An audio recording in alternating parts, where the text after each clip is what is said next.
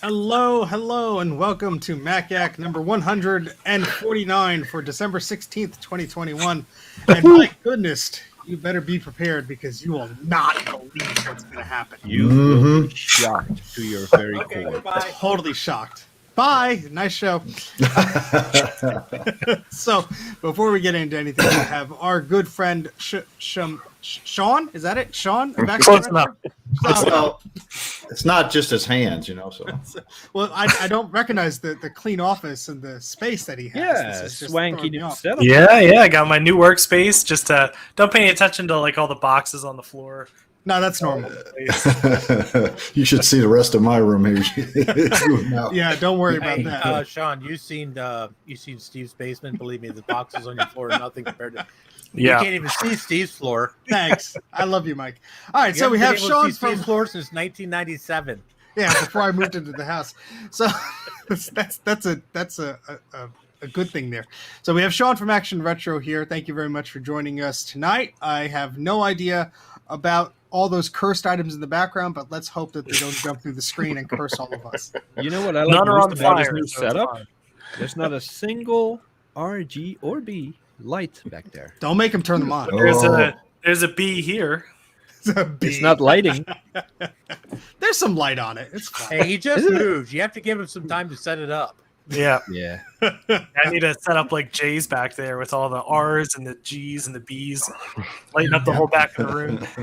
It's pretty sweet. Yep. Or you could just be like me and just have one stick light moving around because the ceiling fan likes to flicker and blind me. Anyway, so how's everyone been for the past week or so? Miserable. Good. That sounds excellent. Good. I thought so too. I think I've been flogging these things. Yeah, I think I'm just getting over a cold. So, yeah. So Bruce, how many billions of those have you made so far? I've actually only made, I think, 3 of them. I've 3 billion. Wow. I've sold a few of them. So just to anyone who hasn't seen the latest, this is the SCSI 2SD version 5.5. It's an external version of the SCSI 2SD, and we have recently now got the blue SCSI external version. And so I made a video of assembling the kit of these and getting it set up with an operating system on it. And I have that video on my channel. If anyone wants to watch it, please do. And so these are the new. Now here I am. These are the latest and greatest new thing utilizing blue SCSI. So, But they don't all look that fancy, right? I mean, you only get them that fancy if you get them from one particular place. Yes. If you buy them, if you are in Australia and you buy them from Recap Mac, then you get this lovely little case here like that. Now, having said that, of course, I have shared that case with other blue SCSI sellers, so it will probably be available on other websites, good websites. That case value alone is like $60. So. Oh yeah, that's right. Yeah, I can give you a prototype if you want, where the thing doesn't quite fit in it. That'll be worth a lot. That would be 55. Hey, it's a prototype. It's a prototype. It's a prototype. Yes. We need thank you, Angel. Thank you very much. We need a clip of Grudy doing that just to like insert like random, this. Because he's never here. So we need to have those clips ready to go, kind of like this one. Whenever it comes up, you just play it. Kitty cat. All right, so Bruce has been busy. I've been lazy. Who else has been doing anything fun? I spent the last 24 hours trying to set up a G3 blue and white that I thought was given to me fully functional. Turned out to be a massive piece of something. Turns out you neglected the poor thing. No, I got it from the same source that I got the blue and white monitor up there that you can't which you see destroyed yourself. We were witness to that. Yeah. We play that off. The only reason I took it apart is because it was already failing. Okay. There must be some sort of distortion field that when you bring blue and white electronics into your house, they just start. Bleh. Yeah. Well, luckily I had enough spare parts, so I managed. I have heard that it worked perfectly before it was sent to you. So how do you explain that? Yeah, and people never lie. We're just going to have to wait till Dana comes on to explain it, right? Yeah. Oh, you revealed it. There you go. I didn't say your name, Dana. Correct. I thought well, maybe you got it from hopefully. Steve lacking a processor or something. Oh, please. I'll hear that till the day I die. Thanks. Hey, Mike. I haven't said anything about that for over a year. No, more like 2 months. Oh, all right. So Jay's been trying to uncurse a G3. What have you been up to, Greg? Well, what I've got right there is something I streamed a couple days ago. I purchased that. A door? No, it's an MVD. Oh, a right mirror drive here. door. Yeah, That mirror thing is so drive door. shiny, we can see the porn on your screen. Exactly. It was in very good shape. I mean, except somebody used a whole roll of Scotch tape on it on one side of it. I think they had about 10,000 notes on there. Oh, jeez. Yeah. So basically, it was about an hour of getting the tape off and goo-goning it. So it was pretty nice. But then the inside I blew out. And it works pretty good. So I had 2 hard drives, and Jay, it did have an OWC hard drive in it, so which actually is the one that's working. The Apple one is the one that crapped out. I mean, it's not all even an all hard drive, it's OWC a stuff CD. works when you buy it. It just never lasts. That's the problem. Well, it's lasted longer than this Apple one. It's really funny because Jay's the only one that has that experience with I know. OWC stuff, it seems. But anyway. All right. So, Mike, what have your cats been up to? Driving me absolutely freaking insane. They don't want your attention. Any other stupid questions? Yes. I've lost it. All right. Other than that, I haven't done a damn thing all week. Excellent. I'm in the same boat. I thought it was good too. All right, so we have a very, very important surprise guest special announcement from beyond the ether of the interwebs that we're going to pop in here for a moment. You know him, you love him, you've probably thrown money at him. Somebody push the button. There he is! It's Joe Hey. from Joe's Computer Museum. I'm What the special enough to be on the Maciacs? Aww. What the heck are you doing here? I have no idea. I threw a comment in the comments and somebody invited me, so I'm here. We felt bad. Yeah. I have a really super quick news that is Mac related for anybody who has how can I call it, a platinum colored Mac. Ooh. I have found an exact or nearly exact PLA reference color for printing replacement parts for Macs. Ooh. Nice. It is That's- ColorFab RAL 7044. Well, you can't give it Fucking away hell! now. Hang on. I haven't even got a pen. What the hell? What color is that again? It is RAL 7044. It is the closest color that I could find that is easily and readily gettable, so to speak. Custom color that matches the platinum colored Macs. And where do I buy that from? I popped a link in the Magic space for you guys to drop into the comments for everybody. Oh, let me grab it. I don't even have a 3D printer, but I'm going to buy this. But Yeah. He's just gonna buy it all and hoard it. Yeah, I'm gonna like use my heat gun and just like burn itself until it melts and just make molds out of things. Well, we didn't know that you were coming on until 10 seconds ago. But hey, is everybody shocked? See over there? Are you shocked? I know that at least. Justin is shocked. There we go. That was so. So, go ahead. Sorry, go on, Jay. Well, do platinum machines discolor as bad as the beige ones do, or is it pretty much always a match? it's kind of halfway in between. In this particular case, I mean, it's hard to see in my lighting here. This color here, this is the speaker case from a Color Classic. This here, I sanded to make it the exact original color. And then you can tell that this is a little bit warmer. But if you flip it over, it's a little bit closer because this is more yellowed. So in a relatively clean, slightly yellowed platinum, this is darn near exact. It passes the 3-foot test. I'll put it that way. Nice. If somebody's going to be right up on it, you know, then they're going to be able to tell the difference. But Yeah, because if you have like, let's say, a Macintosh SE or a a Mac 2 or something with the floppy drive door that you want to recreate, that would be excellent. Yep. Ooh. I know you've been looking for a few, at least from what I've seen, a few weeks. How has that journey been? Where did it take you? Well, I started with Matter Hackers because I get a lot of my filament from them. They have good quality, relatively inexpensive filament, and they had a color matching service that they stated that they use.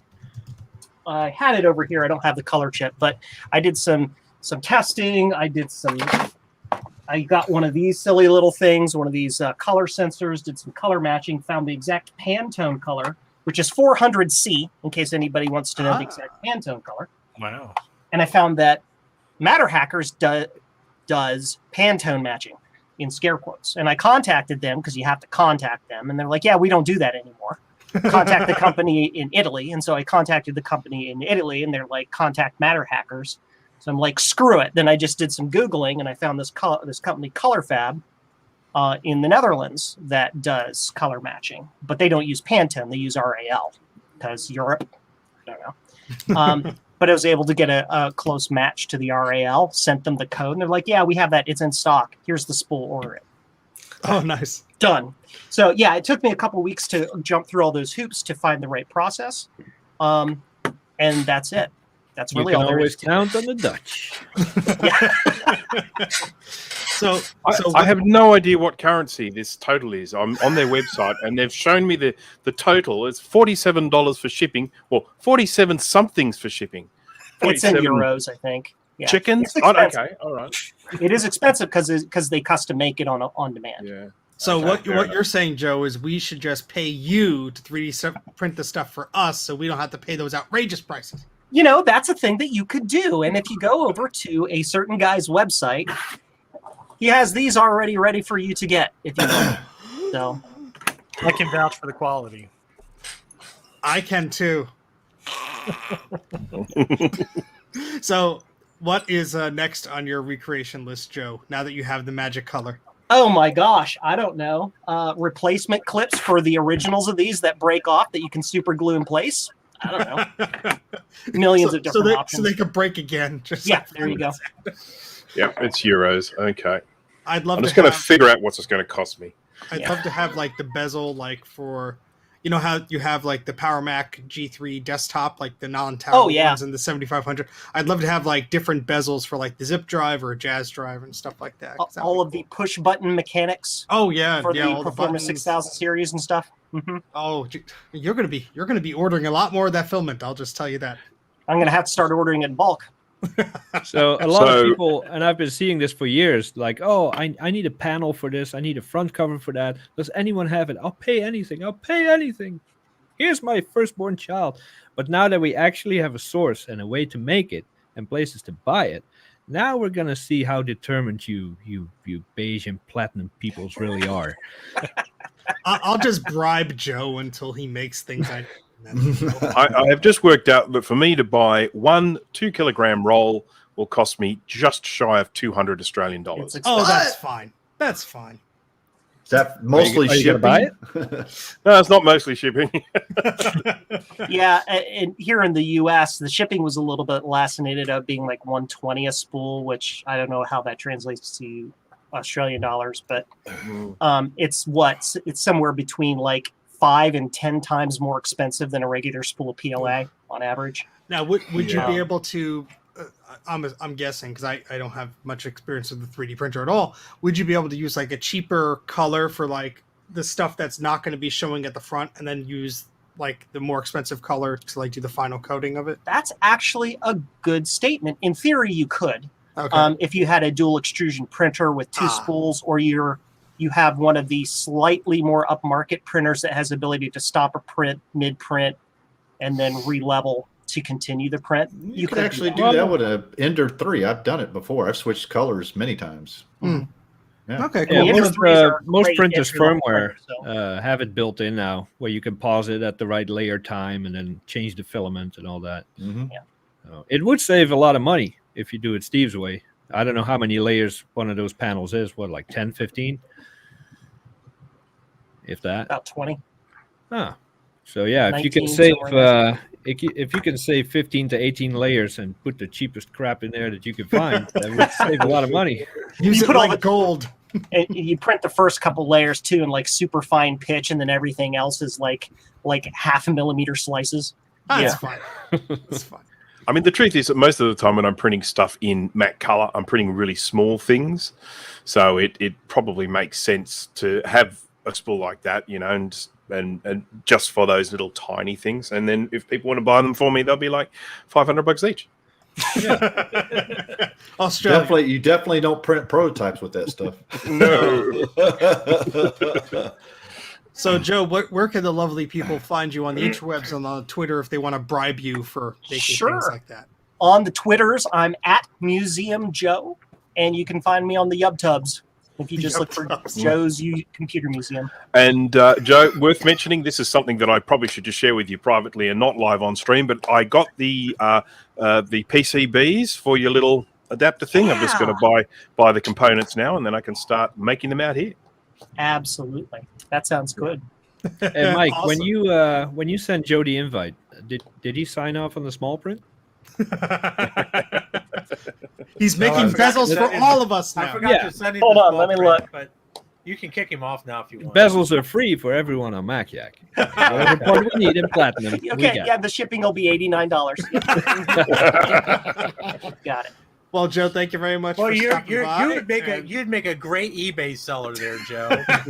Yeah, watch for I got the watch for Joe's $5 eBay part, store. but it's $89.95 to ship it. All I have to do is figure out a way to color, paint this in polka dots, and we'd be good. Got it. Whoa, what was that? Hey Joe, All right, I'm Joe. just real quick. I'm curious. So that panel that you're just throwing around randomly. Yep. Is that which model is that? Is that the LC or is that the Color Classic? This is the 575. This is the Mystic Okay. upgrade. Yeah, the Mystic. Okay, so so it's a you- backing plate for a 575 board that goes So into a you classic. have you have those available? Meaning I will print them on demand. Yeah. Oh, okay. Neat. Because I need one. Okay. My 575 doesn't have one. Nobody's does. So- but I also need the clips to hold the front panel on. Oh, I don't know if you'd be interested in trying to that like my panel's fine, but the actual clips that hold it on at the bottom just JB welded. So Yeah. and unlike other people, you know, I prefer not to use the duct tape. I mean, I can use the duct tape. The duct tape works very well, but you know. You just gotta paint it in RAL 7044, and nobody will know it's there. Oh, Lord. All right, Yeah, thanks just, for joining us, Joe. Yep, Yeah. no problem. All right. No, thank you, Joe, and we look forward to seeing what crazy concoctions at highly inflated shipping prices that you plan to put on your website. So we'll see you later, Joe. Have a good one. See you guys. Thanks. Bye, Joe. You dude. Bye. That's awesome. I'm gonna have to make a laundry list of my wants and needs for Joe to print out via his 3D printer. Oh, Well, you God. now know what the You'll shipping be is at going to that for cost a you. year. I need wonder the if- tiniest piece for this. I'm just curious if he'll combine shipping for that kind of price. Probably not, but it would be nice. Of course. Well, you know, we kind of know him, so hopefully he's not too famous enough to get away with that. But, Yeah, it'll be $87.99 per piece instead of $89.99. and now we have another guest that we won't be able to get rid of, Grudy. A guest. Yeah, I mean, it's There, I got rid of him. well, I finally Well, you decided said to you show couldn't get rid of him. I just wanted to show you I can get rid of him. it. Mike has a magic touch.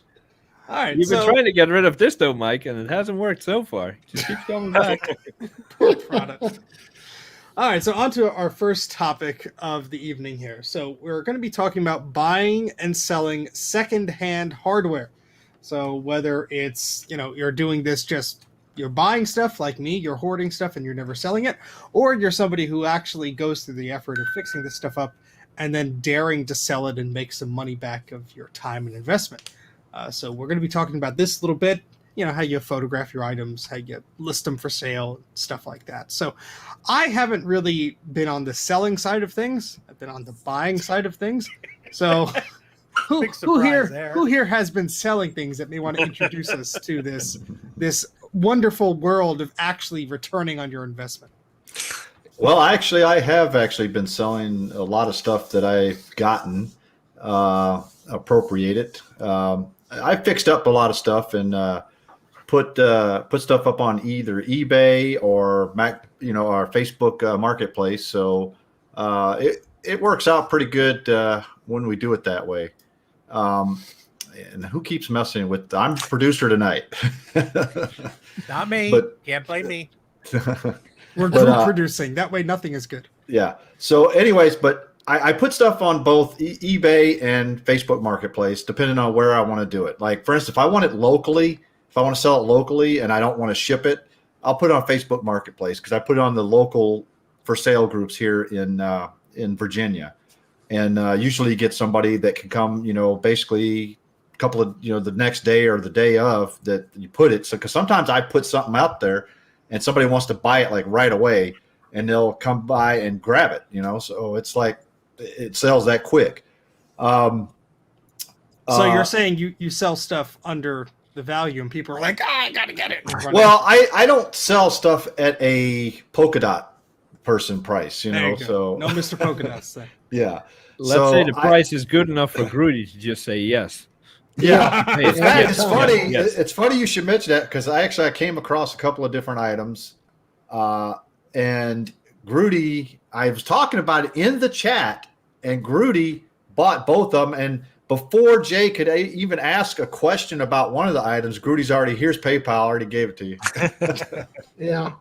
Note to self: sell crap to Grudy. All right, continue. So quick question for you, GT. So you mentioned that you use Marketplace when you want that, that quick sale, that quick local sale. But just you saying you use eBay as well. So you get better prices on eBay, but Marketplace is quicker. Is that the distinction that you use between the two? Yes, because usually eBay, if I put it as an auction, it'll pretty much go for a lot more than what I was probably going to put it on, Facebook Marketplace. Plus, eBay, you have a lot of protections as well. So that's another good thing is because, like, for instance, I just sold a MacBook Pro to somebody. And when I looked at the address, I looked it up on Google Maps, and it was some weird, like, shopping mall place, looked like a storage unit type of thing. So I wasn't too sure about it. So what I did is when I shipped it, I put signature required because I wasn't going to have this, I didn't get it, So eBay knows that, hey, yes, somebody signed for it, because that's the cool thing about eBay is that they do protect both the seller and the buyer, but make sure that you do the right thing. So if you do an eBay and you ship something, make sure you ship it good, but also make sure you put in there like signature required, because that right there is a good protection for you. It costs a couple of bucks to do it, but it's well worth it. Trust me. Mm-hmm. But as far as like you said, the Facebook Marketplace, that's just something if I want to sell something locally and I don't want to ship it because it's either too big or something that I don't want to break in shipping. Now, are these generally items that you aren't looking for a crazy amount for? You'd probably sell locally. If I guess something had a larger appeal, was smaller enough to be shipped, you'd probably look at something like eBay or something like that. Yeah.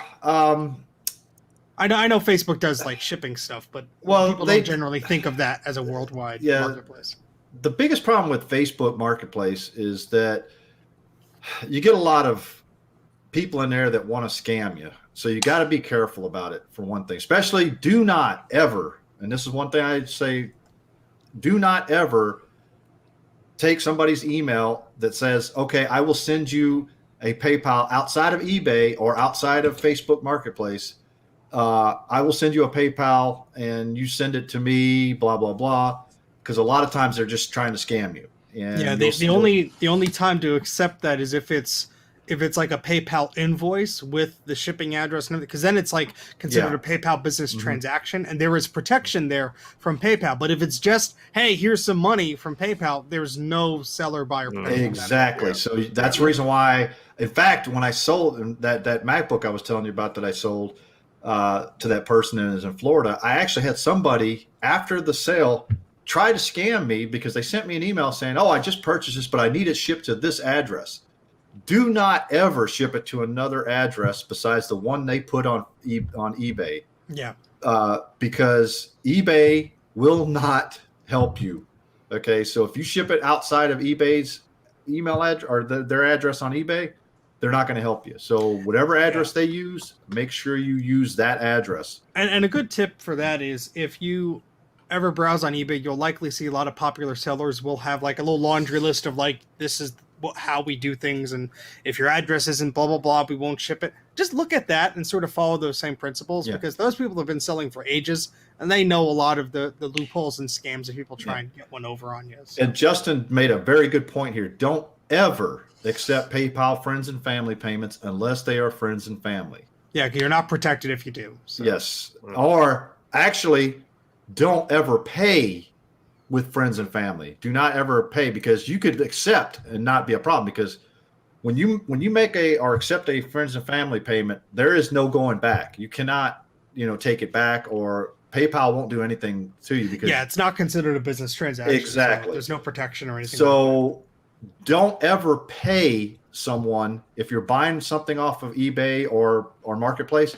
Don't ever pay with friends and family, because you're going to you might get scammed, and there's nothing PayPal is going to do to help you with that. So, all right. Yeah.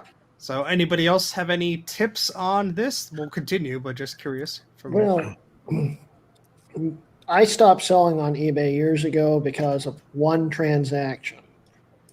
I was starting to refurbish things, rebuild them to make them as functional as possible anyway.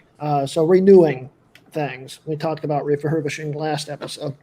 But I'd combine stuff, systems, phones, whatever. I'd get a lot of them and just combine them into a few functional ones and sell them off. But I'd disclose all the imperfections, all the damage, everything that would be wrong with them. And I also took pictures of every single one of them. And wrote it out in the description as detailed as possible. And I had this one buyer, who was a reseller of phones, apparently. And I had rebuilt a first generation iPhone, and I listed everything that was wrong with it, all the imperfections on the body, I listed it up there, and it sold relatively cheap for even in that condition, but I still made money on it because it's built out of about 3 different iPhones. But the seller, buyer, when he got it, he complained to eBay saying that it was not as described and that it wasn't in mint condition and all this stuff, and that he couldn't resell it. Even though my listing was perfectly fine. You didn't use the word mint, did you? No. Did you use the word as is? Are you sure? Yes. I used as is. Did you throw the word mint around a bit? No. I used as is everything. I like I said, I detailed everything, had everything in pictures. He just never read the listing. He just took it. He bought it because it was cheap. So quick show of hands. Who has ever read the listing too quickly, bought something, and it wasn't what they expected? Well, All I right. did that once. Yeah. Glad to know I'm not alone. Anyway, continue, Crudy. But I told him, yeah, you can take it up with eBay. I'm not going to reverse your payment. I'm not accepting it back because I listed everything. eBay will side with me. eBay didn't side with me. In fact, they forced the money out of my account. Lovely. And told him to send it back. And when I got it back, it was broken.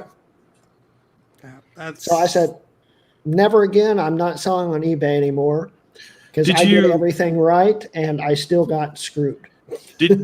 When you had this, did you actually have any sort of dialogue with eBay where you were actually talking to a person and getting a person-to-person response? And so how did they respond to you saying it was exactly as per listing? They basically said the buyer is always right, and we side with the buyer. They didn't listen to my end. They didn't even, I guess, look at my listing because I still got screwed. That sounds pretty much like eBay. And that's one of the reasons why I'm very hesitant with putting these beige machines on eBay. It's stories like that. And the company I worked for the past few years did 99% eBay sales. The thousands of dollars a month were reserved as screw over money because of how often you get screwed over as a seller on eBay. We would sell a MacBook Pro. The listing is as perfect as it needs to get. You ship it out. A few days later, there's a complaint. The money is basically, like you said, forced out of your account. And if you quickly disconnect your bank account, your eBay account is just going to show minus $500 until you fill that back up. You can't sell anything.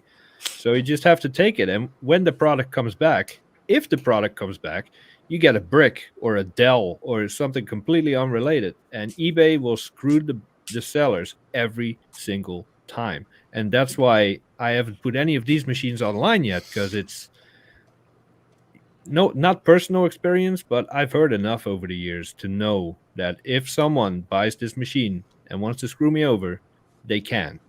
Yeah, Yep. and That's the I problem. heard a bunch of horror stories related to that from people who dealt with Mr. Polka Dots on eBay, and just, buying something, well, it wasn't such and such, and doing a return, and then being on the opposite end of that, where Mr. Polka Dots bought something off of them and went through exactly that. Oh, this wasn't what you said it was. I'm demanding my money back. I'm going to leave you a negative review and all this crap. And it's like, who has time for that? Absolutely nobody. So I've got a question here just on this. So has this always been the case with eBay? Is this something that has changed or is changing? Has it always been the buyer is always right, the seller is wrong? It started changing probably about 12 to 15 years ago. I see. I've had positive dealings on eBay, but this was before 2010. After 2010, they changed their feedback system a little bit. I mean, it wasn't that exact date, but I'm guessing around that time. They changed their feedback system. They changed a few things that make it a little more difficult for a seller to resolve issues. So I think that, yes, it has been sort of a more recent thing where there's probably more people on eBay. Probably the way they support people as sellers or buyers is probably just like, whatever. And, they just side with whoever. I thankfully have personally never had to deal with a situation like that. The most I've gotten screwed out of with, like, I bought something, it was listed incorrectly. I contacted the seller. They never contacted me back, but it was like $7. And I'm like, but Well, it's a shame. To be honest with you, I've been on eBay since I think 1998, I believe, is when I first signed on to eBay. So that's like, what, 23 years roughly. So, but I agree with Steve. It's changed a lot. It used to be really good. It used to be just auctions. Now they've got, these seller shops, on there, these places that, it's snipers and stuff like that. It used to be before you didn't hear anything about sniping or anything like that. Yeah, they're those people that put in 3 8s in a row and put crazy high bids on it. Those idiots. Yeah. But but you got some people that hit, like Steve, he accidentally bought something too high and told the seller, and the seller actually, that was a blatant mistake. That was obvious. There's no I way. mean, I've only ever really had one issue with eBay, and it was when I sold a laptop to someone, and I had said, available, to anyone in Australia. And someone bought it, and they were, what's the bloody island called? There's an island, and it's part of Australia, but it's a long way away from Australia. And it took so long for this laptop to get there. It literally took, I think, about 2 months for it to get there, because they don't run a regular postal service to it.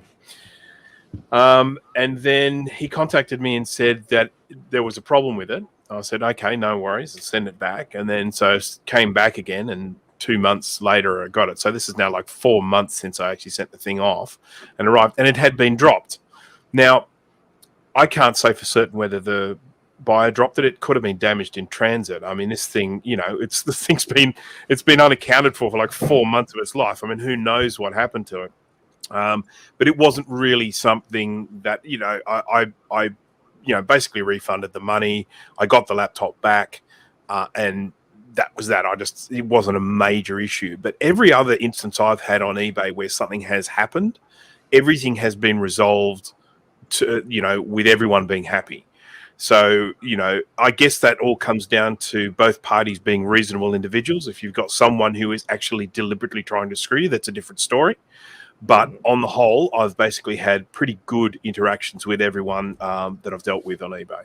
Yeah. Now, I know one of us here, Sean, tends to buy some crazy stuff once in a while on eBay. So I'm very curious if you've ever encountered something where you bought something, but the deal didn't really work out, or you didn't get what you expected, or maybe you had a good deal. I don't know. I'm just trying to think of as a buyer of antiques of Macintosh variety. Hello, Dana.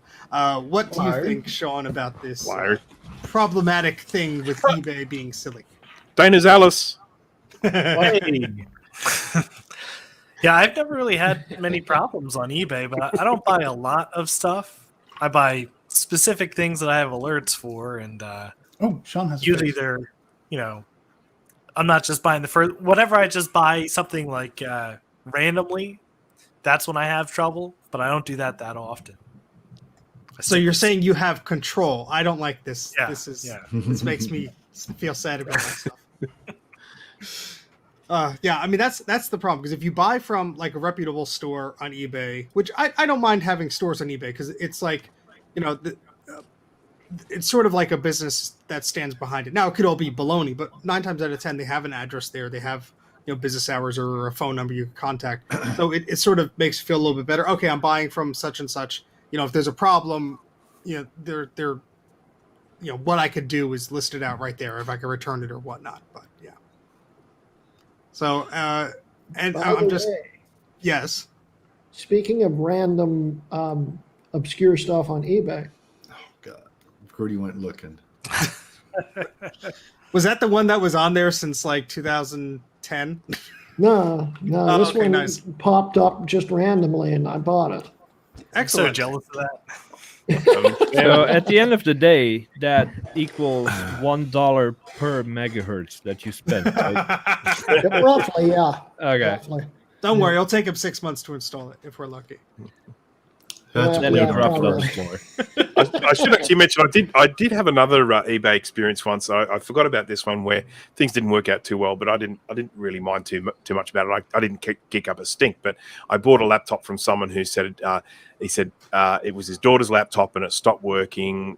Probably liquid damage, and so anyhow I got it. And I opened it up, and it had this unbelievable crater in it. There was a real mess inside, and it had clearly had someone trying to fix it. There was evidence inside that someone had a go at fixing it. So I contacted the guy and I said, "Look, this, your listing was not correct. You've listed this as something, your daughter's laptop that has been liquid damaged, and this is clearly a failed repair attempt." And he was like, "Oh no, this is my daughter's laptop." So I then went and had a look at his sales history, and he's got laptop after laptop after laptop. And so I just said, "Was this your daughter's laptop? And how about this one? Was this your daughter's laptop as well? And what about this other one here? Is this also your daughter's He has laptop?" a big family, Bruce. Yeah, Your and I daughter didn't, is spoiled rotten. I didn't get any reply to that, but I really enjoyed sending those messages. It felt great. And then he sends you a family tree, and it's like a long. Well, I think he feels a little bit greater because he still has your money. Well, look, at the end of the day, it was bought as not working, so I didn't pay a whole lot for it.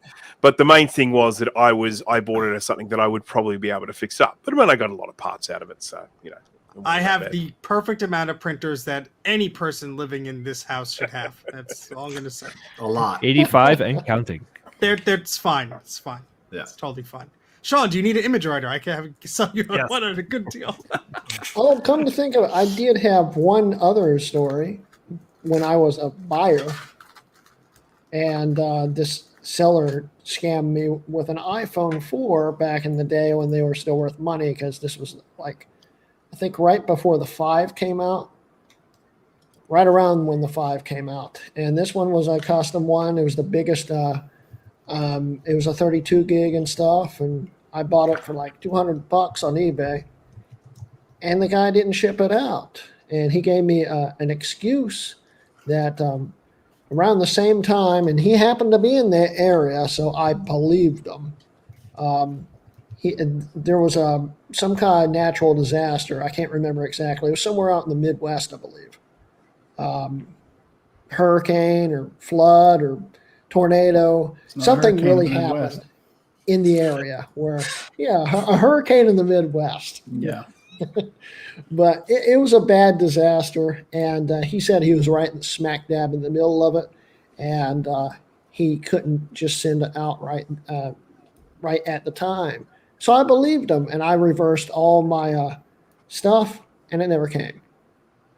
And I spent literally years after that messaging him and stuff, just, bugging him, saying, you scammed me and all that stuff, because I found out later that he had scammed a lot of people, and his account had gone so far into the red that for a while there it was even off of eBay, but eventually came back and I found him again. But this person wouldn't happen to be located, you said the Midwest, right? Yeah. Oh, never mind. Because that reminds me of why I actually started recapping my own stuff. Was I had a Pioneer Laser Active, which is a weird laser disc player that you had these packs that you could install, and it could do like karaoke or Sega games and weird stuff. And so I ended up getting this thing off eBay. It needed to be recapped. This is before I knew how to do any of this stuff myself. And I'm taking it apart, and the caps were literally falling off the pads and ripping traces. And I said, you know what? Let me see if I can get somebody to do this. Went on eBay. There was a service. This guy, Retro Tech Rewind or something. I'm telling you, because this guy's a scammer. Avoid this guy. And ended up being one of these things where I messaged him, explained what the problem was. Can you fix it? He said yes, blah, blah, blah. And it was like $60 for the service. But the part I had, even if it's in non-working condition, is kind of rare. So it's worth about $150, $200 on itself. So I ended up mailing him this thing that was in currently a non-working condition. And, it was just one of those things where I'm waiting, and all of a sudden, I'm not hearing anything back. And so I keep probing and probing and probing. And I got scammed. The guy just kept feeding me one line after another. The same thing that Grudy said, oh, there was a flood. My apartment's flooded. I have no electricity, blah, blah, blah. My internet's down. And then, I have to order capacitors from so-and-so, blah, blah, blah. And then, this was at the time eBay actually gave me his phone number and his mailing address, which I still have. And, I started mailing letters and phone calls and all this stuff. Never responded to any of that. About a year and a half later, I got a text message out of the blue from the guy. Oh yeah, I'm still blah, blah, blah, blah, blah. And I'm like, really? Like, what the hell? And eventually the last message I got from him was something like, oh yeah, I'm in your area sometimes, if you feel really bad, we'll meet up and we'll blah, blah, blah, blah, blah. And nothing ever came out of that. But I can't help but notice that you said his name was Retro Tech. I mean, we've got a Retro Tech. It's not Retro Techie. It was something like Retro Tech Rewind or something. The guy's name, and I have no problem saying it because he's a known scammer. His name is either Luke or Lucas Henkel.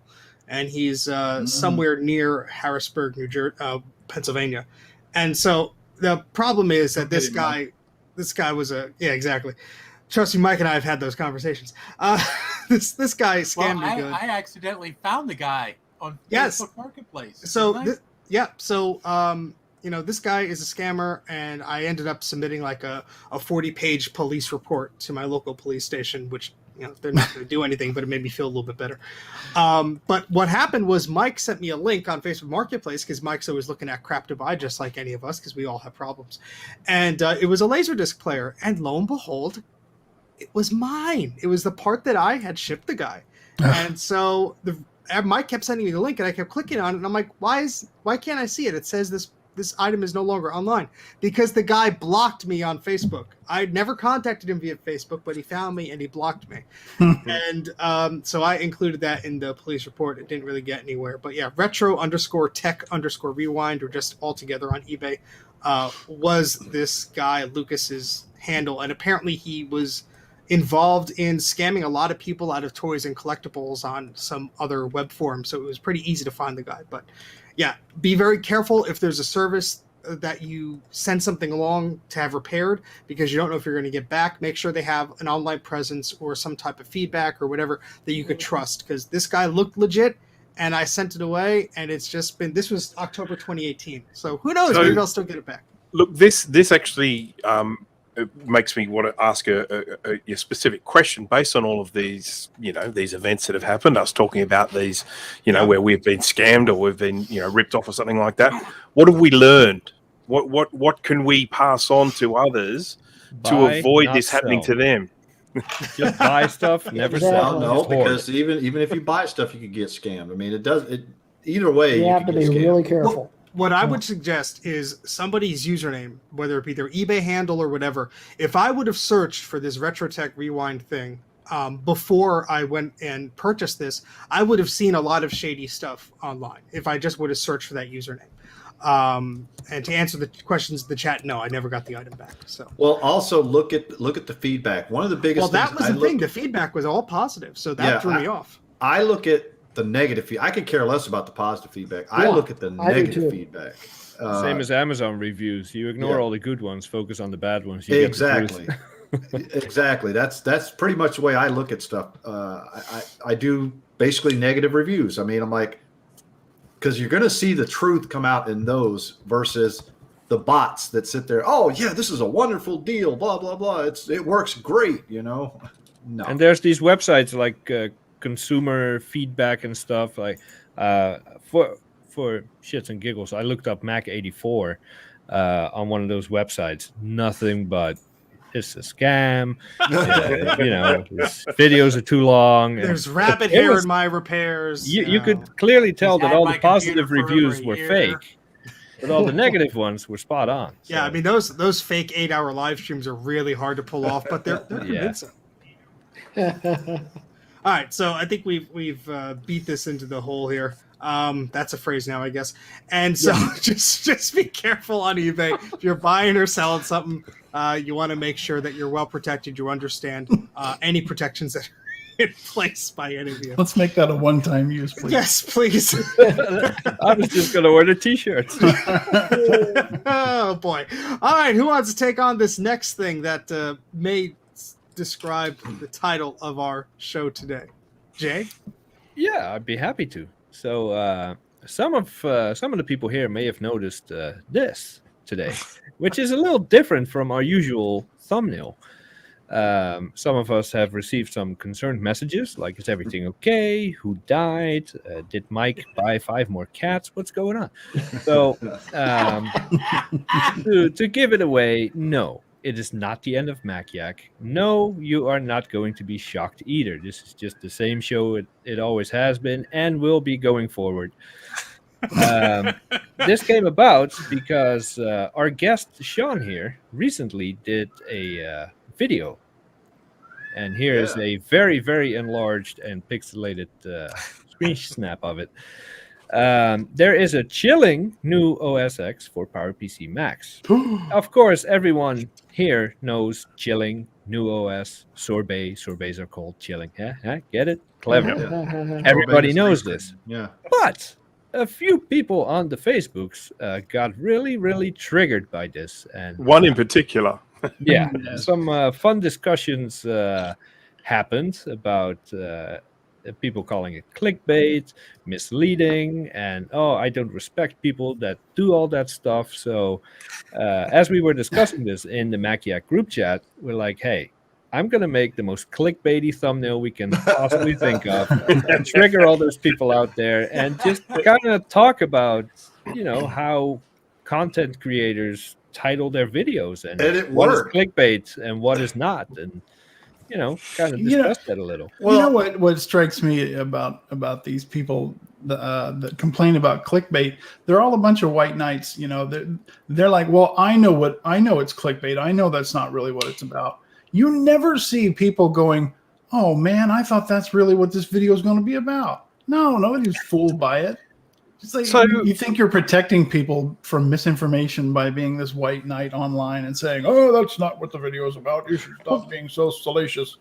What I found really bizarre about this one was I never really got a clear understanding of what it was he objected to. Was he objecting to the fact that it was referred to as a new OS when it was it's really just a refresh of an old OS? Or was it literally chilling?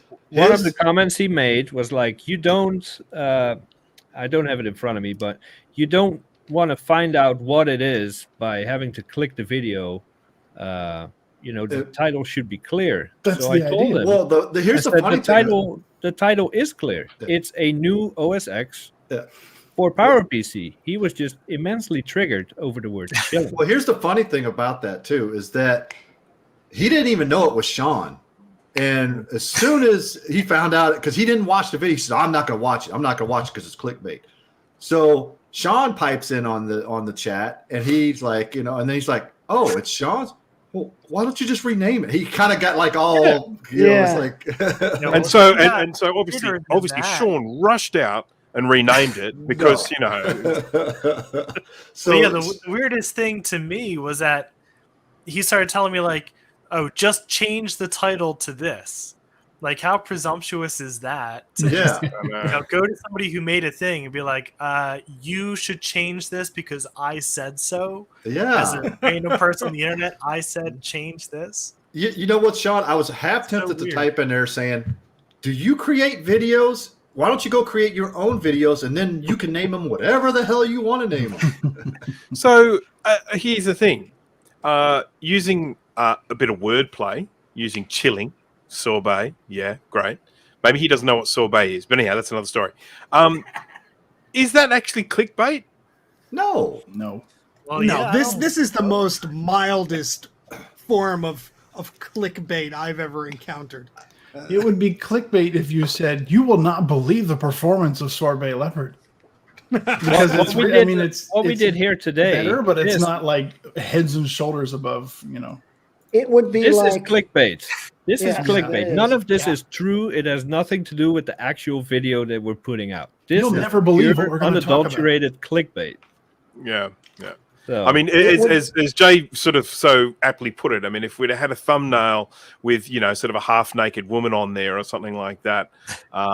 which I want to do every week, but, Yeah, that's right. That is very clickbaity because it is stuff that's it's inaccurate. But there is actually kind of there is marketing. There's marketing wordplay. There are coming up with clever titles. And I just don't understand how anyone could be so, have such a major objection to a title like that. It just I found it so bizarre. Triggered.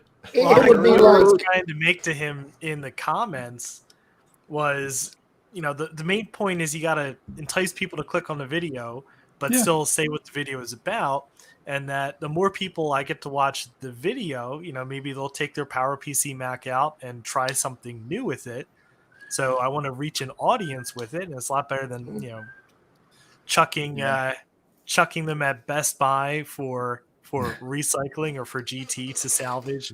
It's like one of the examples I used was newspapers. They've been doing this for decades. Oh, Like if I put just a boring title like "This is a review of Sorbet Leopard new version for," exactly. People wouldn't be as likely to click on it. And actually, it turned out now this video is like one of my top performing videos with there you like go. 2 times the views.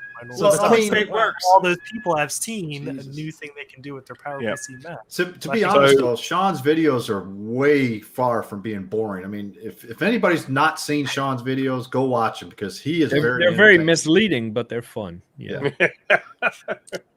I mean, putting a link. Yeah, put the link in the chat. I did a so Mike had well, we've told the story before, so I'll tell you the abridged version. But Mike accidentally bid on the wrong dummy wooden Newton stand-in product thing on eBay, and I ended up having to pay him for it. And so I decided to make a video on it to try and recoup my costs, which, it was fun to do, but yeah, no one's paying me that much internet money. But the title of that video was "The World's Dumbest PDA. Why did they make this thing?" And I'm holding whatever the heck. And yes, it's kind of clickbaity because I'm not showing what I'm talking about in the thumbnail. and it's using the word like dumb and what was this made, and all this crazy clickbaity stuff. But instead of getting like a few hundred views, it's like I think it has like 1,500 views, which is like okay for a little throwaway video like that. But I think if I would have named it like, hey, look at this wooden Newton, people would be like, what? What's that? So, you have to be creative and do plays on words and stuff like that to try and entice the audience to look at your stuff, because at the end of the day, there's going to be a bunch of people trying to do the same thing that you're doing, and you have to make your stuff stand out. Mm-hmm. Yeah. But I think there's the guy's definitely got a point here. I've just looked at this video, and Sean, you've had 37,700 views, but only 1,900 likes. So that's a lot of upset dislikes, people. We can't see the dislikes. We can't see the dislikes anymore. But so I think there's going to be a lot of upset people there. So just be wary of that. I'm all for some creative wordplay, and when I found out, yes, I'm an asshole. Okay, it's true. When I find out people are triggered by something, I start doing it on purpose. I'm that guy. I'm triggered by people driving to my house and giving me perfectly working beige Macintoshes. Because you're a friend, I'll respect your wishes and Why start now, Jay? Why start now? Sometime. But I did that. I started doing that about a year ago when these videos that I see on my feed where they capitalize one word, and it's not clickbait, but they try to sensationalize it, the title, and it's something completely boring. And I'm like, that's fun. So I started doing that with all my streams. Like capitalize one word to make it look spectacular when it's just me cleaning a pug mouse. And accidentally bumping into Blu-ray burners and pretending they broke. That too. But actual, like true clickbait, it annoys me. But guess what? I just don't watch it. There's this car mechanic guy, or I might trigger Mike here if he's not considered him to be a car mechanic. Scotty Kilmer. He makes what I thought were pretty decent videos. There's useful information in there. But the titles, like Ford doesn't exist anymore, and then his video is on how to inflate a tire. That is complete clickbait. The title has absolutely nothing to do with the video, and it's stupid. So I just stopped watching his videos. I'm not going to rant about it. This beige Mac is on fire. Here's me replacing a floppy drive. I still watch stuff because I know it's clickbait, but I know that there's going to be a lot of other useful information in the video, so I don't even care what the title is. Yeah. Well, I mean, to be fair, if you looked at Sean's video and looked at the description, everything was in the description right there normally. I mean... Yeah, when do people read those? I mean, out of the 30 people here, how many people have read the description? Be honest. Yeah. 2. There was nothing cold in that video. I want those 3 minutes back. Yeah, I mean, there is a good point in that is that you do need to make sure that people can find your video if it has some, reference material in it. That's kind of an important thing. Oh yes, I'm quitting YouTube forever. Yeah, he has obviously seen some of his titles and videos. Yes. I'm going to tell you someone that's actually been doing clickbaity titles lately is somebody we all probably watched before. Is Louis Rossman. That Branca's guy? No. He always does. He's been doing that for years, though. I mean, how many people have watched his newest videos and have not? And it's like, what is he talking about? Louis Rossman. Who? Oh. Yeah. And it's like, why do you want to trigger me, man? Why are you triggering me? We're sharing the love, Jay. That's what we're doing. But I mean, lately he's been that way. He's been clickbaity on his titles, and then you click on it thinking I'm going to see a repair stream, and it's like, no, he's talking about his cat or his girlfriend or his usually his cat. Yeah. At the end of the day, I think a title like Sean has used, or any of us have used in our videos, I don't think we take too many liberties with that. We're trying to be creative. We're trying to promote our content, and there's billions of videos and creators out there, and we're just trying to make ours stand out a little bit. And I don't think there's any shame in doing that. Because what my favorite one is nowadays? What? Watch till the end. And it's just me making all a dumb the face. time. You know what you do with those is you scroll all the way to the end and watch the last minute. Well, no, the problem they're primarily on Instagram and TikTok where you can't scroll. You have to watch it to the end, and then usually nothing happens. You know how you remedy that? Don't get on TikTok or Instagram. Yeah. Well, there's a very easy, simple remedy. A lot Don't of watch the people on video. TikTok will assume Yeah. you're on Instagram, and I do watch have the an Instagram. So I don't watch things that say watch to the end. If it's something like that comes up in my feed or someone sends it to me and it says watch to the end, I don't start. So simple. All right, so put all the stuff you don't want Bruce to see at the end of the videos. I've got a very short attention span, so So talking I about, did it with one of my last streams, where I think it was the 2010 Mac Mini. you that said, I please did don't for watch 10 minutes, and then 2 hours of complete nonsense where everybody was there, and I renamed the video with "I regret in all capital letters. I regret every minute of this stream." and you were And having a blast Of course, the whole time. that's complete clickbait. It's not that's true. but clickbait. Yeah. I know it's going to trigger some people. So I I'm love gonna do that it. thumbnail. I'll tell you that much. Oh yeah, I love that. We're all making dumb faces. A few months ago, I did a clickbait thing where I said, titled it, what was it?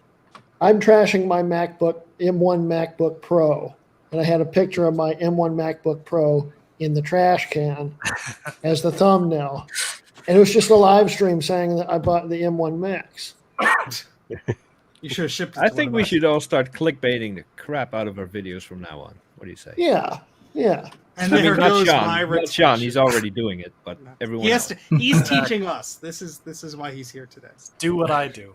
But that's all that said, we did get some concerned viewers reaching out. We appreciate it. Everybody's fine. Everybody's healthy. Greg will get a haircut sometime this year, and we're not going anywhere. Sometime this year. next It's almost year. the end of the year, Jay.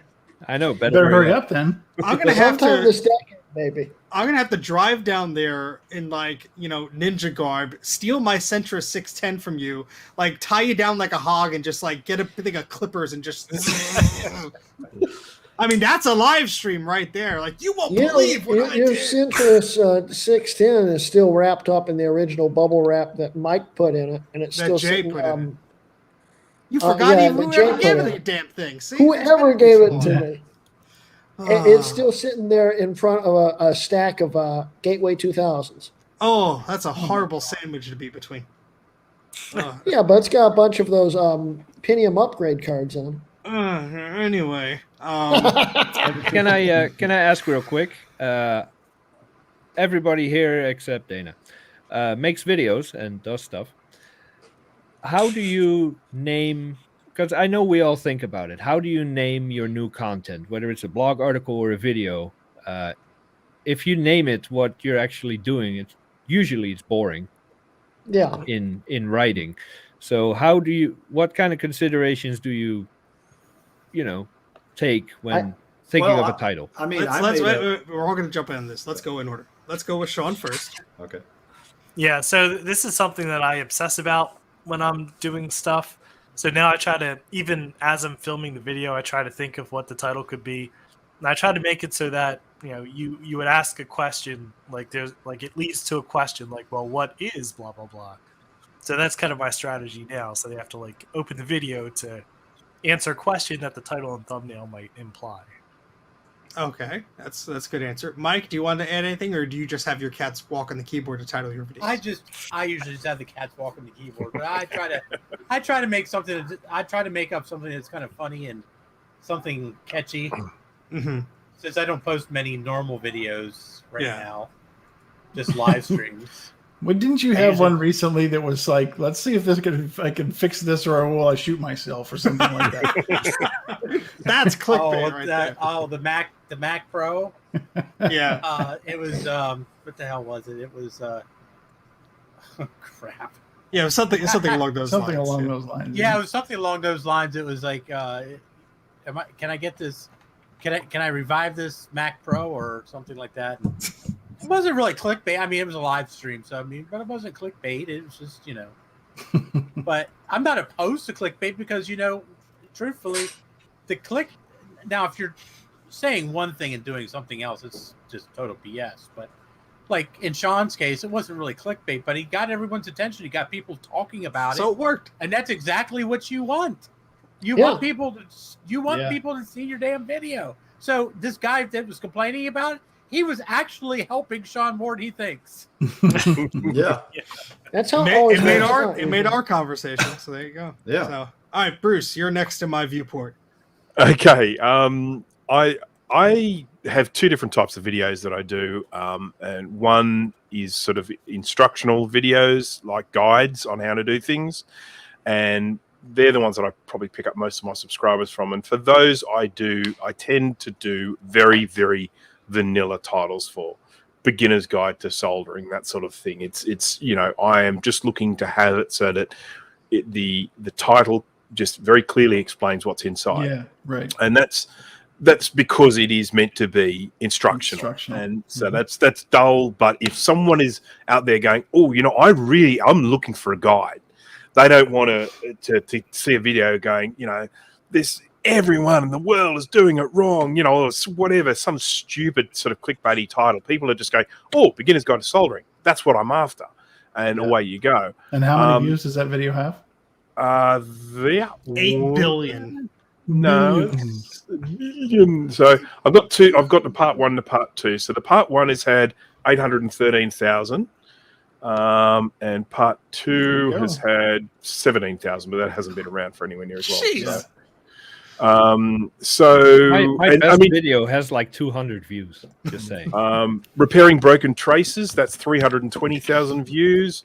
Repairing damaged or lifted pads, that's 249,000 You're making me sad, views. Bruce. So yeah, I mean the point is that these ones they're very, very boring titles. But then when I come to doing the live streams and I'm doing the repairs, and let's face it, what I do in my live streams is the same every freaking time. I'm just repairing or recapping old computers. Every time it's the same thing. So it's like, oh, another SE30. Oh, here's another SE30. Yeah, and so, I have things like where I call it the unrepairable Macintosh SE30. Look, I'm just thinking some of the other sort of stupid ones I do. I mean, First SE30. Yes, that's right. That sort of stuff. I mean, I try and have a little bit of, I mean, even when I had one where I was like, fixing a very special SE30. And then, of course, people jump on and go, oh, what's special about it? What's special about it? Well, it was mine. That was what was special about it. It wasn't a customer's. So, but it's enough to kind of get people going, oh, I wonder what's special about this. What are we going to be seeing something a little bit different today? So I definitely do try and do that. And, of course, I also try and make the thumbnails pretty silly as much as possible, too, because that tends to get people clicking on them. I pull funny faces and that sort of stuff. So, all right. Yeah. Well, by the way, good answer. My PowerBook 3400 weird sound video has 500 views. you gotta change the title. Like these haunted But sounds. you know what though? I made it 6 years ago and I capitalized weird. The whole word is all caps. You innovator, you innovator. All right, so next on my viewport here is Greg Thompson. Well, I think I had one, or I actually had a couple of clickbaity type titles. I think one of them was I'm looking at my video list here, and got a new box in today. What could it be? And I was unboxing a TI-99 at the time, but I kind of left that out what I was going to do because I wanted people to come in and say, hey, I'm unboxing this. Come see what it is, But I was doing it live. So these most of my videos are all live streams anyways. So, I mean, it's not like anything that I'm, producing. But, I mean, one of my best performing videos, I got 17,000 views on it, is installing OpenCore on a classic Mac Pro. That's the name of the video. So I guess because it's a standard, non-clickbaity title, I guess it shows up better in searches or whatnot. Yeah, but when people are looking for an instructional video, they're looking for how to install OpenCore on Mac Pro, how to make shelves, how to, And I agree with that, and that's good. But like what we've been talking about, Sean's video, that was a lighthearted video on putting it. That wasn't necessarily it wasn't instructional. Right? Yeah. It's just entertainment. So Oh, thank you, Dave. Hey, I mean, there was throwing money at us. There was one video that I did a long time ago. It was a live stream called "What's in the Mystery Box," and it was a photo of a large pink box that has had I did those. Those are fun. that's had more views than any of my other live streams. And it was basically just a box from a customer with a bunch of board netting recapping in it. But because it's what's in the mystery box, it got more views than any other video. Yeah, I did that with the power book I got from Japan. It's like, did it survive? And that was... Yeah. All right, so Jay, you already sort of talked about your clickbaity videos. Do you have anything else to add? No. What I try to keep in mind is that it's my YouTube channel. Whether I have 1,000 subs or 1,000,000, 10 views or 10,000, I'm there to have fun. And if it's not fun for me, I'm not gonna do it. So I will clickbait the crap out of everything. I will make misleading thumbnails. I will have fun with it all day long. And if people don't like it, they can F off and go watch something else. There's All always right, the, so you know what I don't tell believe people like anything that? you see on Jay's channel. Change the Nothing. channel. If you don't like what you see, change the channel. There's All right, wait, Greg. Does this mean you need to go back and change the title of your puck mouse cleaning video? I don't even know what that's called. Yeah. You could see I think your it's just face called- in the reflection. I think it's just called cleaning a puck mouse. Something like Yeah, that. You should rename should- it 30 Oh, God. minutes of sheer boredom. No, you should name it. Yes. You should Yeah. name Yeah. it Squeaky Clean Mouse ASMR. Steve Jobs loves this video. I thought that was what you said. ASMR cleaning a puck mouse or something like that. Yeah, I think that might have been it, actually. All right, all pucks aside, Grudy, what about you? See what you did there. I couldn't resist. Go. We're running out of time. Go. Are we running out 0 of pucks time? given. Shut up and go. So basically, my channel started out as tutorials, and I've kind of gotten stuck into that groove that I just name my videos usually what they are, even for my like Power PC series and stuff. I just name it out, make it really boring. It's at least searchable, and some people actually find them, and some videos actually do well, some don't. I should probably get more creative. It's so boring, I in have fact, a that you question. usually forget the episode name and series number. I have a question for you though, Grudy. You sometimes refer to your videos as in this is like season 2, episode 4. Yeah. What? When do you start a new season? Usually about 20 episodes. Okay, all right. And I only do that so because I kind of try to make a mental note of every episode I've ever done. So if someone asks something, I can just say, go search that, and it usually works out quite well. I started Except a when number you're of trying to episodes and record I it. got lost. So Exactly, except when I'm trying to record it. Yeah, because Grudy doesn't have a microphone or a tripod. All right, let's just do an informal eep quack here. Whoever thinks Grudy should get a microphone so you actually hear what he's saying in the videos, put an eep into the chat. Eep, eep. I'm not going to do it anytime soon, but Damn it. Just I let tried. Just let you know, Grudy, I did buy a new microphone. You didn't see it yet, but now it's your turn. Justin is saying quack. Justin obviously has not watched his Echo Field Neither has videos. Tom. All right, so speaking of clickbaity titles, yes, I've done a few, blah, blah, blah. Let's get on to the last topic of the evening, which is going to be, how do we feel about monetizing? Now, we're all content creators, or most of us are, and some of us are monetized on some platforms. Some of us have Patreons or PayPals, etc. So the last topic is going to be us discussing this. I just want to open it up by saying, I was not monetized until I was.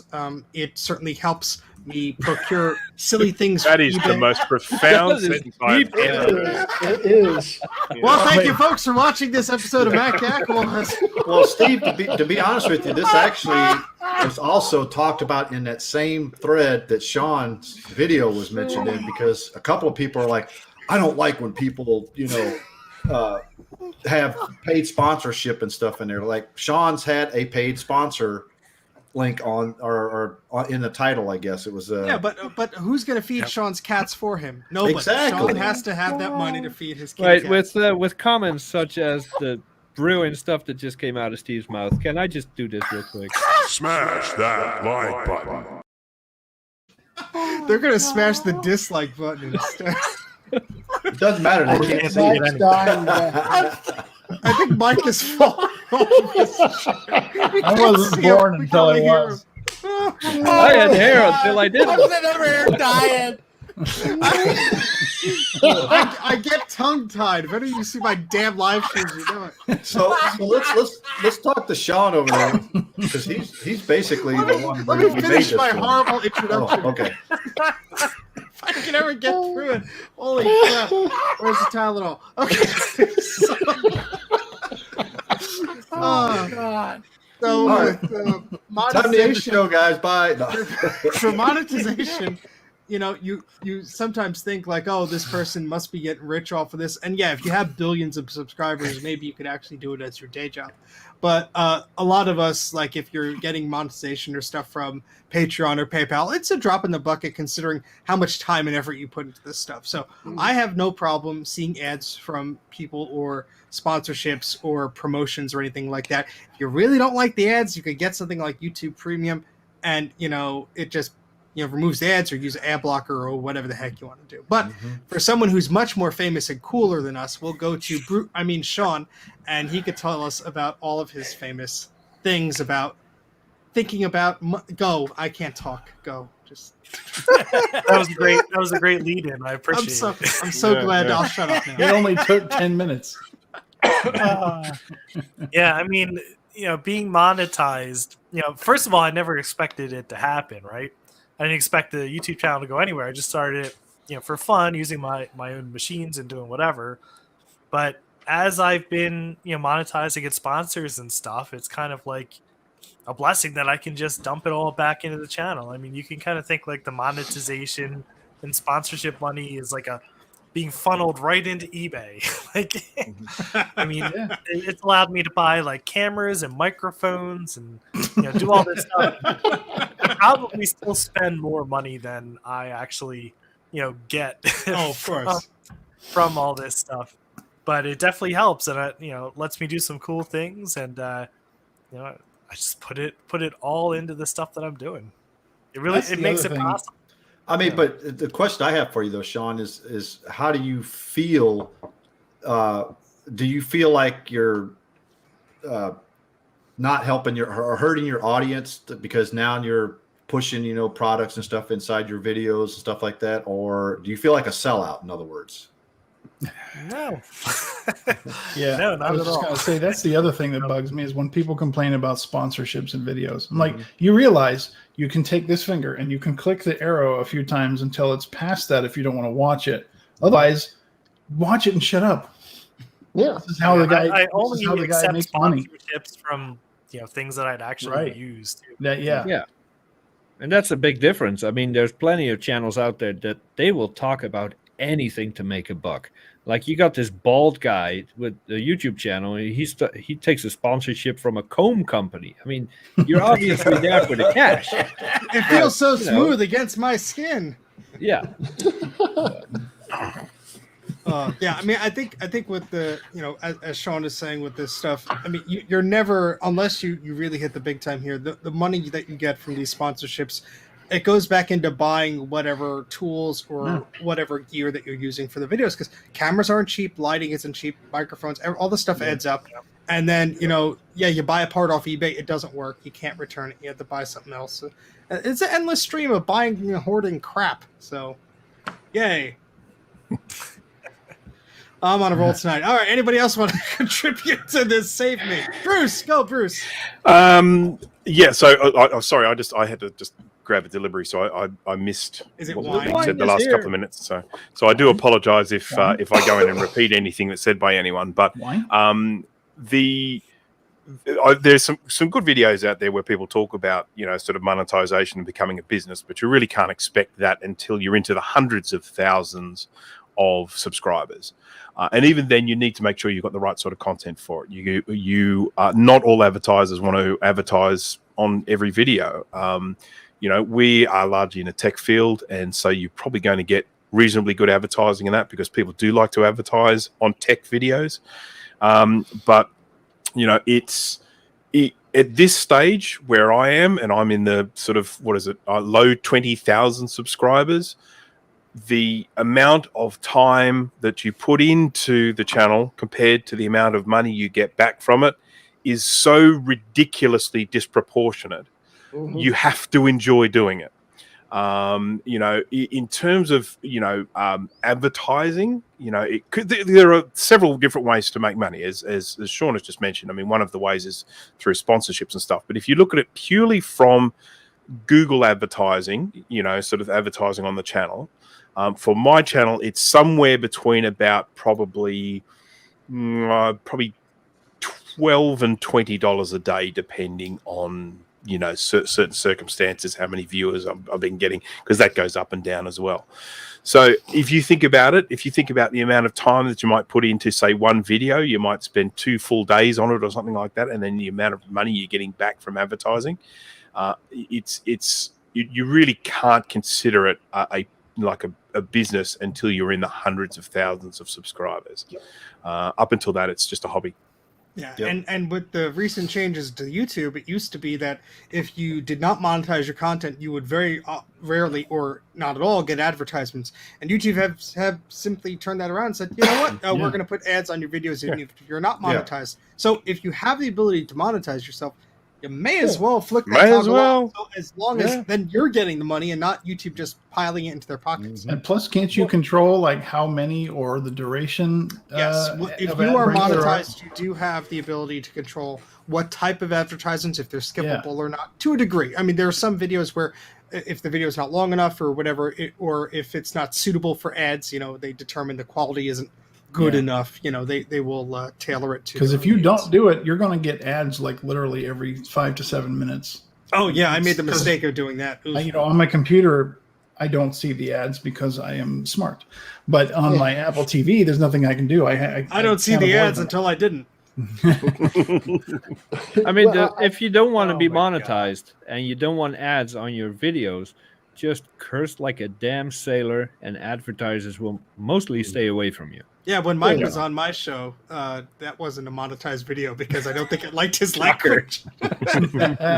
So we're trying to say is none of Mike's videos will ever get monetized, right? Oh, the ones that he mutes himself, I think will. That's fine.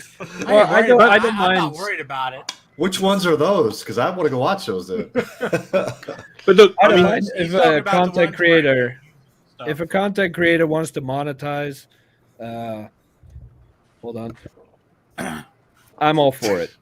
Just do it in a way that's relevant to your content and to your audience. Like if Macyak tomorrow starts advertising for Victoria's Secret, yes, it'll be fun to look at, but it has nothing to do with the show. Oh, you said it. I Now feel that ad's going to be on here. I don't know about you, but they're very cozy. I feel that's selling out. If someone like Sean or Bruce do PCB Way, it's relevant. They use it. Yeah. They have used it. They probably will keep using it. It's relevant. And ads, use a damn ad blocker, people. This is we're coming up on 2022. It's been around for a while. Install an ad blocker. But and what you'll if my never see version of Netscape doesn't support it? Well, then you close your eyes and plug your ears. Ah! I don't have any sort of ad blocker because I have an interest in the ads. I have an interest in do they have a way of getting my attention within the first few seconds? Because it's a very, very different sort of advertising on YouTube. You can't just get a TV ad and plonk it into YouTube because you need to have those first few seconds have got to try and pull you in. And they need to try and get as much information to you as possible before you press that skip ad button. Because I suspect I probably have some sort of world record for the speed at which I press the button from whenever. Has anyone ever watched the Dr. Squatch videos? The ads? Nope. Yes, they're hilarious. They're hilarious. see, I'll watch those ads. See, some ads are funny, and you do feel inclined to watch them. A phenomenon that I experienced a few months ago, there was some TV show premiering, and the advertisement, just the ad for some YouTube video, was a preview of like a 24-minute television series. And I'm like, first off, there's no control, so I can't pause the damn thing because it's technically an ad. You can't rewind or anything like that. So I thought it was a joke, and I'm like, oh yeah, they're going to show like a clip. And the ad counter went from like 5 seconds to like 22 minutes. And I'm like, who the hell is going to watch this? I mean, you must have had to be really interested in that show or whatever to like sit down and watch it. But my Just not 2 weeks ago, I was watching something, and I happened to be in the kitchen taking care of some dishes or whatever, and I hear the ad playing, and the next thing I know, a couple minutes go by, and I'm like, God, this is a long ad, and I turn around and go into the living room, and the timer on the YouTube ad said 2 hours and 30 minutes. And it was an ad. It's And like, no how do you skipping. expect to make any money? You just know hope why? that people like walk away from the computer, leaving it running on YouTube. Either that or young children or elderly people who just leave it on because Oh my like God. you know I'll fall asleep on it. kids or something with an iPad, they'll just like go fall asleep in front of it or whatever. And hey, I guess if you make $1, one whole dollar from that Ugh. 2-hour ad, who knows? Wow, dead silence here. Well, you were Oh, saying it's your turn to talk. Go. I'll mute Right, you if you want. Started YouTube. I my second video on YouTube was back when the old grandfathered in stuff happened. You know, back when the first monetization really happened. My first video was filmed in very late December 2011. About mid 2012, I get an email from YouTube saying I can be monetized because my second video, which was an Xbox hard drive upgrade video, and also happened to be the very last video on my channel for like 4 years, had gotten all enough shocked. views. Yeah. It had gotten enough views that I actually got into the partnership program. That's what they called it back then. I don't know if they still call it partnership. No, YouTube no. partner. But sounds I cool. actually joined the partnership, but I wanted my channel to be free at the time, and I didn't do anything with it.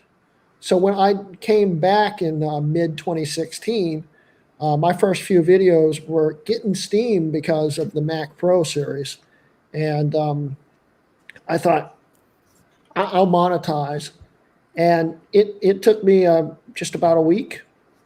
I used my old partnership program stuff, and came right into it, and it was slow growing and stuff, but it does help pay like half of one of my electrical bills every month. Well, you leave those X-serves on, that's what happens to you. Yeah. So I've You have always a funny way of supported looking ads. at it. Like it pays half my electric bill, and then you buy a G3 upgrade card for it, $600. Exactly. But you know, That's coming out of the crashed car fund. That's not coming out of the Patreon. Well, he's got to crash his new car first. So hey, no, I'm not crashing a new car. Not yet. Don't Not worry. yet. The year is Not late. We have to intentionally. wait till next year. But one thing, real quick, about ads and stuff. If you use YouTube Premium, I actually have been using Premium. what? Breaking up Rudy, their you're like breaking Wi-Fi up. took a dump. Went robot. Say it again. Can you hear me now? Yes. Yep. Talk fast. If you have YouTube Premium and you watch a monetized video, the person still gets the ad revenue. So that's a good thing. And I actually enjoy Premium. So, but Okay, I don't worry about watching an ad in the middle of a video, like if someone made it and stuff. And when I do ads, I still don't like having multiple ads in a video, so I only do the ads in the beginning of the video, and that's it. You know, it's about what I do. So as greedy creators, I think we all agree that we deserve a few pennies thrown our way once in a while. I wouldn't call it greedy, Steve. I'm I mean, obviously being silly. yeah. You know, I know. There's a time, Clickbaiting us. the time and effort that we put into this, the amount of funds that come our way is ridiculous, especially when you consider YouTube takes a 60-40 cut. So, yeah. Well, And it's not like we go into. I mean, some people do, but I and Maciak, for example, we did not do this to like, oh, we're gonna cash in big. We're not doing this for the money. Since we got monetized, yes, it helps pay for the software we're now using. You know, because of that, we made the upgrade, and it helps. It can improve things. But nobody is obligated to pay anything, even if a channel is monetized. You just click away, or you skip, or you don't listen, or you just say, "Ha, not going to do it." Yeah. You don't have to pay. So Exactly. Yeah. And here at Maciak, we're not asking anybody to. You don't have to send us a super chat. We're not asking for any of that stuff. You don't have to do that. We've been doing this for 2 years now, or actually 3 years. I'm sorry, 3 years now. And to be honest with you, I have fun doing this, and I've had fun for the last 3 years, you know. So, oh yeah, Bruce wants money. And to be perfectly honest with you, we probably made what, maybe $500 over the last 2 years. Yeah, somewhere's Yes. around there. But you have to pay for So StreamYard. it's not like we're getting rich off this, guys. Yeah. No. 80 And 80 we're or not 90. even breaking. We're not even breaking even because having a guy like Sean on the show costs some money. right? Oh, yeah, a lot of money. We had to The buy. software used was like 85% of that budget anyway. So Yes. Yeah. Yeah, it was. We decided as a group that Bruce didn't need to come visit us. So Yeah. Pretty much. he looks very sad. I think it's time to stop hurting Bruce's feelings. Oh, you're so mean. He's like- Bruce wouldn't want to come here anyway. Yeah, no, he's. He's like, Oh, I'm just waiting. I'm just waiting for the Thank you, cricket to Justin. start, man. Thank you, Justin. You didn't have to, Justin, but thank you anyways. All right, so we've done enough yammering on, especially me because I can't talk today. So any fun Obviously. stuff? Yeah, thank you. Any fun stuff that we're doing over this weekend, or anything have planned for anybody who's taking time off for the holidays or any junk like that? Let's go from left to right here. We'll start with you, Sean, our special guest. Yes. Well, I'm still fighting to move into this new house, so my weekends are full of boxes and trying to build shelves. You still managed to get a video out, which I'm jealous of. So there you go. Yeah. So I've got a question I'm for trying you, to do Sean. nice, easy videos. I'm playing with my iMac G4, and No, he's I doing think those living chilling stands for videos. and all my videos are gonna be chilling. I'm just gonna use that word in all of my titles. Just chilling iMac It's G4, the new curse. chilling Yeah. Linux video. You should do your next video on your Mac in like an industrial freezer.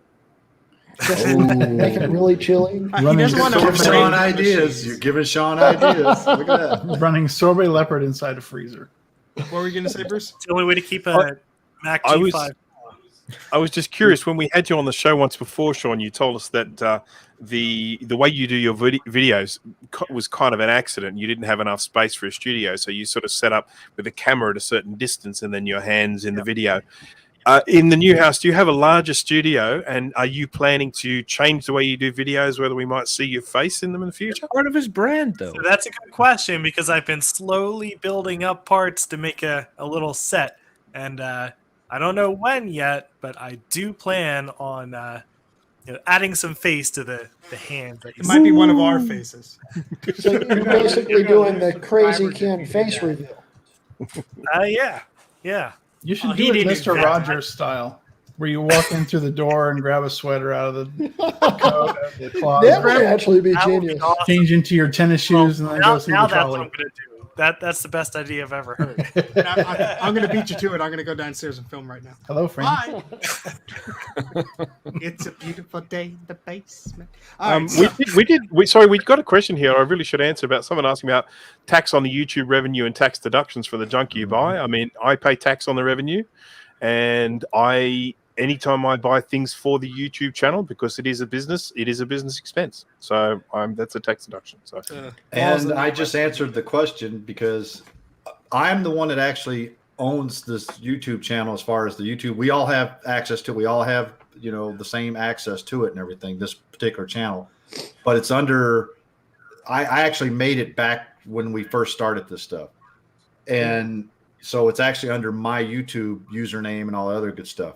However, so the money comes into me, and I keep track of it and everything, and I give these guys a spreadsheet and show them this is what comes in, this is what we have. And he thinks that we don't know that of every dollar we make, he takes 5 Yeah, cents. right. No, I'm not Puts it in taking a- anything. I try to keep it legit, I but think he bought that MDD back then. I'm the one. Yeah, right? Yeah, that was only $40. So hey, $400. Yeah, there you go. but anyways, as far as the taxes go, I will be the one paying the taxes on it because it's actually coming to me, which I don't have a problem with. It's only $400. It's not Well, like yeah, it would be- depending on the state, you may not be liable to pay Yeah. X amount until it reaches Exactly. a threshold like $20,000 or It has something. to Like that. hit So the if we same all get threshold. audited, we know that GT messed up. Yeah, we have no. It's this guy. No, This it's guy me. right there. It's me That's him. because I'm the one that's getting the funds. it goes into my bank account. I'm the one that gets the ad revenue, all the other stuff for this particular channel. Now, I have 4 channels under my YouTube account, but this is the only one that's monetized. All my other ones are not monetized. So there you go. Well, not that taxes and regulatory things is boring or anything, but No, not at all. We just give it a fancy clickbait title and people will watch it. All right. So, Mike, you doing anything this weekend? Yeah, I'm going to fart around with an MDD, trying to get a video card working. And then just so everybody can hear now, next weekend, the day after Christmas, we're going to have a UT 2004 game.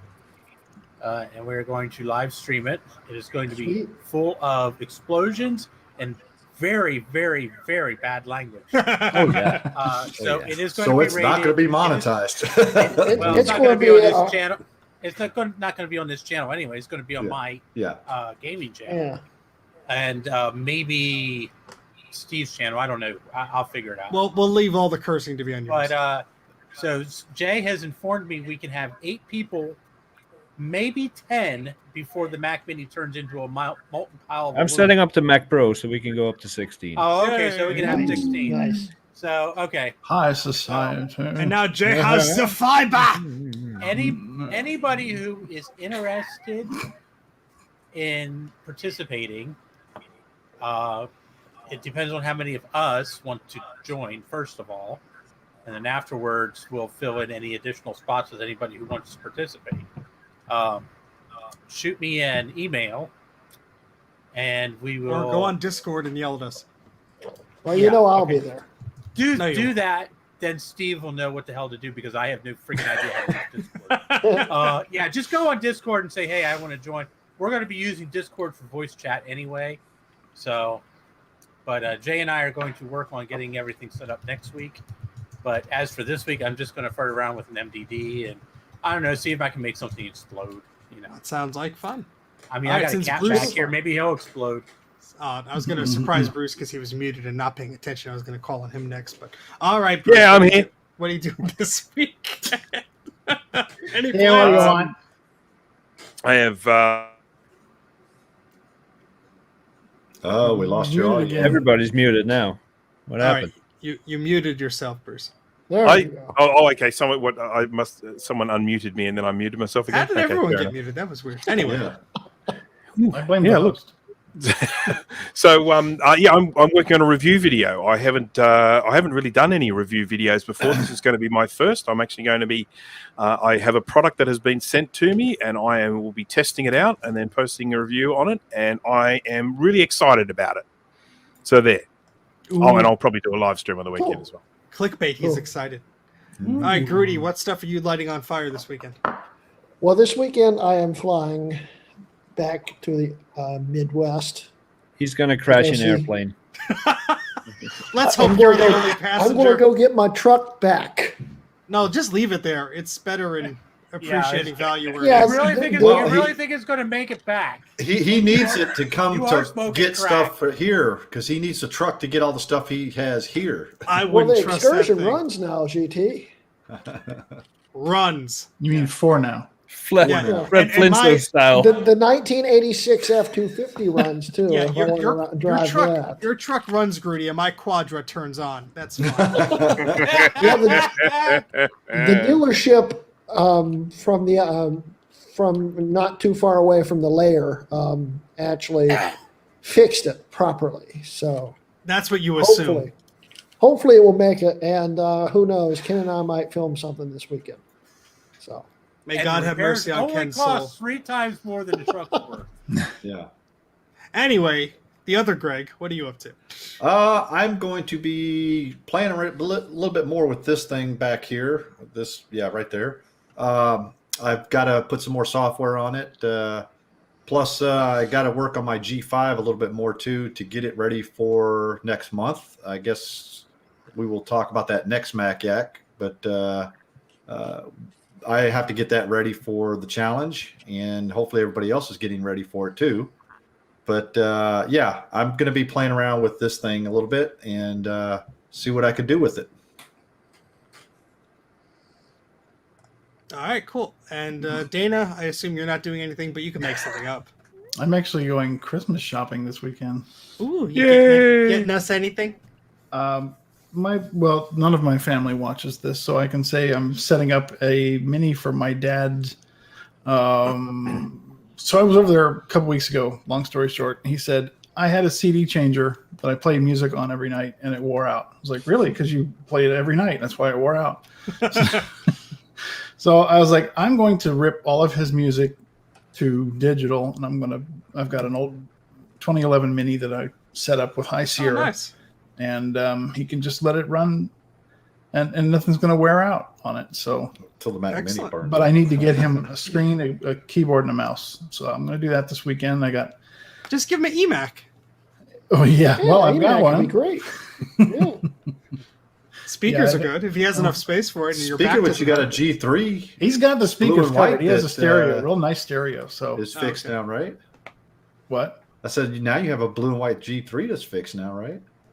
Yeah, I need to go get that from Jay. Yeah. Okay. Yeah. Excellent. All right, Jay, we didn't call on you yet, did we? No. No, but I'm not going to do anything. Excellent. He's going to Actually, watch other people's streams. I am going to try to continue to get set up for the PowerPC challenge, which we will cover more next week. And I might do a stream testing the scaler and stuff one last time this weekend. That's it. All right. Excellent. Yeah. So we will have upcoming news of the PowerPC challenge. It's already a channel in our Discord. So if you are really dying to find out more about that, just go in there and figure that out. As for me, I was planning on filming a video this weekend, and I started today, and then I came across this, which is a lovely Macintosh SE SuperDrive, which is the only SuperDrive model I have, and battery went a little bit kablamo on it. Yeah, you think? So this was one of the machines I got from Anyways Place back in May of 2020, and I got so many compact Macs I didn't open them up, and the label on this was saying dark screen does not turn on, and now we know why. So it didn't Most even dark attempt- screens don't turn on. Yes, it did not even attempt to turn this on. But honestly, the damage doesn't look too terrible. So that So might be wait. You said you've had this for how long now? since May of 2020. And you didn't battery, right?